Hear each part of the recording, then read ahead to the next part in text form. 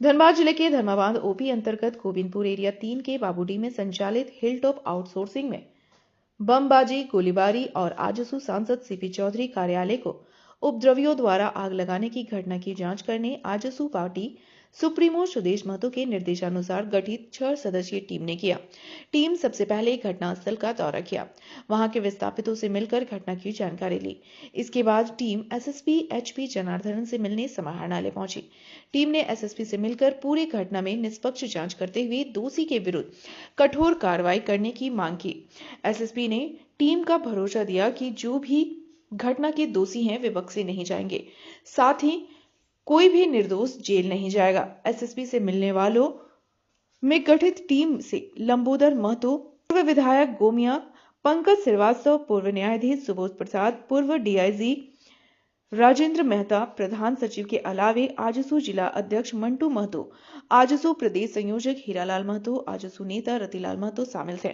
6 सदस्यीय टीम मांडू विधायक निर्मल महतो एवं राधेश्याम गोस्वामी प्रधान सचिव भी शामिल हैं। एसएसपी से वार्ता के पश्चात पूर्व विधायक लंबोदर महतो ने कहा कि घटना के बाद से प्रभावित स्थल पर रह रहे लोगों में एक भय का माहौल है। एसएसपी से आग्रह किया गया कि पूरे मामले की उच्च स्तरीय जांच हो और एक आम आदमी में जो भय का माहौल है उसे दूर करने का प्रयास हो। उन्होंने कहा कि 9 जनवरी को सांसद चंद्र प्रकाश चौधरी ने विस्थापितों के हक अधिकार के सवाल पर बीसीसीएल प्रबंधन से वार्ता किए थे। वार्ता सकारात्मक भी रही। इसी बीच हिल टॉप आउटसोर्सिंग के द्वारा कार्य शुरू करा दिया गया था, जिसका नतीजा रहा कि इतनी बड़ी घटना घटित हुई। पूरी तरह से इस घटना के लिए बीसीसीएल प्रबंधन जिम्मेदार है और बीसीसीएल प्रबंधन को अपनी जिम्मेदारी लेनी चाहिए। 9 जनवरी को खरखरी में जो घटना घटी है, गोलीबारी और बमबारी का, निश्चित रूप से वो दुखद घटना थी, काफ़ी निंदनीय घटना थी। और उसी घटना के संदर्भ में आजसू पार्टी के केंद्रीय अध्यक्ष श्री सुदेश कुमार महतो जी के निर्देशानुसार एक जांच दल का गठन किया गया था, जिसमें मैं स्वयं था, सेवानिवृत्त न्यायाधीश पंकज श्रीवास्तव जी थे, पार्टी के पूर्व सेवानिवृत्त डीआईजी सुबोध सर थे, इसके साथ ही पार्टी के केंद्रीय महासचिव हम लोग के राजेंद्र मेहता जी थे, जिला अध्यक्ष जी हैं और हीरालाल जी हैं। और यहाँ पर पूरी टीम हम लोग आज जो प्रभावित गांव था, जो घटनास्थल था, उसका हम लोग मुआयना किए और मुआयना करके वहाँ के ग्रामीणों से, वहाँ के विस्थापितों से विस्तृत चर्चा की घटना के संदर्भ में। और उसी के संदर्भ में अभी हम लोग धनबाद के वरीय आरक्षी अधीक्षक से भी वार्ता की और वार्ता करने के बाद जो मूल रूप से आया कि जो भी दोषी हैं, चाहे वो बीसीसीएल प्रबंधन हो या जो भी लोग इसमें दोषी हैं पूरे घटना में, उसकी उच्च स्तरीय और निष्पक्ष जांच कराई जाए और दोषी भी जो भी दोषी हो उस पर सख्त कार्रवाई की जाए। इसके साथ ही अभी जो गांव में देखे एक भय और दहशत का माहौल है, तो निश्चित रूप से ये भय और दहशत का माहौल को ख़त्म किया जाए और ग्रामीणों के साथ और पुलिस के बीच में एक सौहार्दपूर्ण माहौल कायम करते हुए कानून अपना काम करे, दोषी को सज़ा मिले, दोषी की गिरफ्तारी हो, लेकिन आम आदमी में भय और दहशत का माहौल ख़त्म हो, ये सुनिश्चित करना। इस संदर्भ में हम लोगों ने वरीय आरक्षी अधीक्षक से बात की।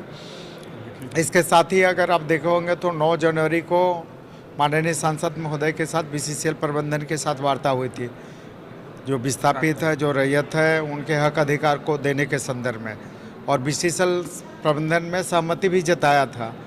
और जताने के बावजूद उनके द्वारा आश्वस्त करने के बाद जब तक उनके हक अधिकार को नहीं देंगे तब तक काम चालू नहीं करेंगे। इन्होंने आनन फानन में काम किया, जिसके कारण ये घटना घटी और जिसका जिम्मेवारी बीसीसीएल प्रबंधन को निश्चित रूप से उन्हीं की जिम्मेवारी बनती है। तो बीसीसीएल प्रबंधन के जो दोषी पदाधिकारी हैं उन पर भी सख्त कार्रवाई हो और ये सुनिश्चित किया जाए कि जो विस्थापित हैं, जो रैयत है, निश्चित रूप से उनके ज़मीन का मुआवजा मिले, नियोजन मिले, पुनर्वास की सुविधा हो, उसके बाद ही वहाँ पर खनन कार्य प्रारंभ किया जाए। इसके साथ ही आप देखे होंगे कि माननीय सांसद महोदय को उक्त मामले में नामजद अभियुक्त बनाया गया है, जबकि सांसद महोदय का दोष क्या था? सांसद महोदय का दोष इतना ही था कि रैयतों के लिए, विस्थापितों के लिए, उनके हक अधिकार के लिए खड़ा थे, उनके हक अधिकार की आवाज़ बुलंद करते थे और जनप्रतिनिधि का कर्तव्य भी यही है। उन्होंने अपने कर्तव्य का निर्वहन किया, तो अपने कर्तव्य का निर्वहन करने का नतीजा ये कि उनको प्राथमिकी में नाम दर्ज कर दिया गया। तो निश्चित रूप से इस मामले की भी जांच हो।